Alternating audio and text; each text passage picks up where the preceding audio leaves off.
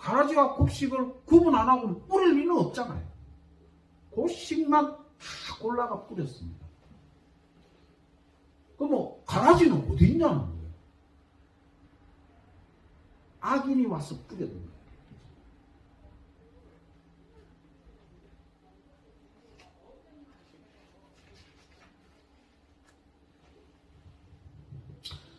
농부는 자신이 뿌린 씨앗들이 모두 밀씨앗 뿌림을 확신했기 때문에 잡초가 자란 것, 가라지가 자라는 유일한 설명은 원수가 와서 잡초를 뿌렸다는 것밖에 없다는 겁니다. 여기서 중요한 것은 원수와 잡초인 것이죠.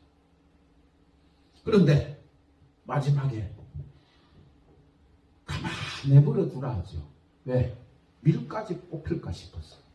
그만큼 내 영혼에 대해서 굉장히 아끼시는 분을 봅니다. 더욱더 아끼는 것이 뭐냐? 곡간이라 하지 않고 내 곡간이라고 얘기합니다. 예수님께서 말씀하시기를 곡간이지 않고 내 곡간이라고. 그만큼 신실한 자에 대해서 예수님의 사랑과 친근감이 넘치는 것을 볼 수 있는 것입니다. 그 다음에 겨자씨와 누룩의 비유가 나옵니다. 이거는 이것을 말하고자 하는 이유가 뭐냐? 처음과 나중에 결과물이 너무 다른 거예요. 요만한 게 이딴만해지는 거예요. 누룩이 들어감으로써 엄청 커진다는 거예요. 거기에서 천국은 이렇게 성장하는구나 라는 것을 보여줄 수 있습니다. 그런데 어떻게 성장하느냐? 내적으로 성장한다는 거예요. 유대인들은 군사적, 정치적, 정권적 인수로 인해서 그런 개념으로 천국을 설명하고 있습니다. 그러나 예수님은 내적 변화, 영혼 구출을 위한 변화를 얘기하고 있는 거예요. 그것이 바로 겨자씨와 누룩의 비유인 겁니다. 그리고 그 다음에 가라지 비유를 또 예수님께서 설명하십니다. 그 가라지 비유로 쭉 넘어가도록 하겠습니다. 그런데 13장 44절에서 46절의 말씀은 뭐냐면 값진 진주와 밭에 감추어진 보화에 대해서 또 설명하십니다. 값진 보화. 왜 우리는 눈으로 볼 수도 없는 천국에 우리의 삶을 바쳐야 하는가? 천국은 우리가 추구하는 궁극적인 완성의 진정한 해답이 될 수 있는가에 대한 질문으로서의 밭에 감추어진 보화를 설명하고 있는 내용이라 볼 수 있는 것입니다. 그런데 여기서 중요한 게 뭐냐면 밭을 가꾸는 사람이 그 속에 감추어진 보화를 발견했다는 것은 우연적으로 발견했다는 거예요. 앞에 부분은 씨 뿌린 자와 겨자씨 비유는 악한 자가 와서 막았다는 것으로 표현할 수 있지만 이 감추어진 보화는 밭을 갈고 있는데 값진 보화가 나온 거야. 즉 우연적으로 발견됐다는 거야. 그런데 값진 진주는 뭐냐? 이 사람은 진주만을 이렇게 고르는 사람이라서 값진 진주를 찾고자 하는 마음을 가지고 있었다는 거예요. 즉 밭에 감추어진 보화와 값진 진주의 차이가 그 부분인 겁니다. 나머지 설명은 너무나도 좀 많은 부분이라서 넘어가도록 하겠습니다.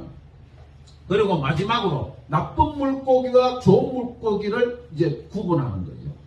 그런데 가라지 비유는 악한 자가 와서 가라지를 였다는 거지만 이 부분은 나쁜 물고기와 좋은 물고기가 합쳐졌다는 거예요. 즉, 신실한 자와 신실하지 못한 자가 섞였다는 겁니다. 이 얘기는 뭐냐? 예수님께서 여러 가지 시험을 통하여 하나하나 분류하시겠다는 얘기입니다. 예수님께서는 천국을 향하고 있는 모든 사람들을 이끄는 일을 계속하지만 심판 때는 심판하고 분류시키겠다. 이 천국의 비유 7가지. 작년인가 10불인 자의 비유에 대해서 말씀을 전할 때 왜 네 가지 밭으로 구분시켰을까? 중요한 포인트는 10불인 자입니다. 그걸 봤을 때 뭐냐? 믿는 자라고 좋은 밭이라고 착각하지 말라는 거예요. 교회에 나와서 열심히 신앙생활을 한다 해서 내가 좋은 땅을 가지고 있다라고 착각하며 살아가지 말라는 것입니다. 한편으로는 듣는 자와 듣지 못하는 자를 완전히 구분시키는 것이 10불인 자와 가라지 비유라고 볼 수 있습니다. 그런데 감추어진 보화와 값진 진주와 나쁜 물고기와 좋은 물고기는 구분이 아니네? 하나님이 천국에 모든 사람이 천국으로 갈 수 있는 가능성을 열어주고 있다는 것을 볼 수 있는 것입니다. 즉 10불인 자와 가라지 비유는 칼빈이 얘기한 것처럼 선택한 자와 선택받지 못한 자를 구분시킬 수는 있어요. 그런데 감춰진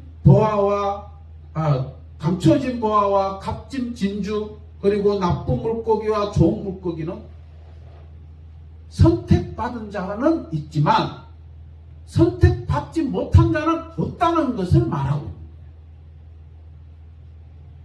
이 세상 모든 사람들은 천국에 갈 가능성을 다 가지고 있다. 하나님께서 그 천국 가도록 우연히 밭에 보화를 심어 놓았다는 거예요. 즉 환경과 상황을 다 만들어 놨는데 그 환경과 상황으로 인해서 천국에 갈 수 있도록 만들어 놨다는 겁니다. 즉 상황과 환경을 만들어 놓음으로 해서 우리를 듣지 않는 자들에게 설득을 시켜줬다는 거예요. 인간의 입장에서는 그 상황과 환경을 통하여서 하나님의 말씀을 통하여서 하나님의 계시를 통하여서 설득당했다는 거예요. 즉 환경과 상황을 만들어 놓고 인간은 설득당한 거예요. 이게 뭘 얘기합니까? 다시 말해서 구원은 인간의 전적인 공로는 하나도 없다는 것을 말하는 거예요. 이것이 설명이 가능합니다. 오늘 천국의 비유를 7가지 비유를 말씀하시면서 각자의 비유인 그 개념이 그 의미가 조금씩 다르다는 것을 볼 수 있는 것입니다. 그러나 확실한 것은 뭐냐? 하나님께서 그 사람의 귀와 눈을 열어주시게끔 만들어주셔야만이 가능하다는 거예요.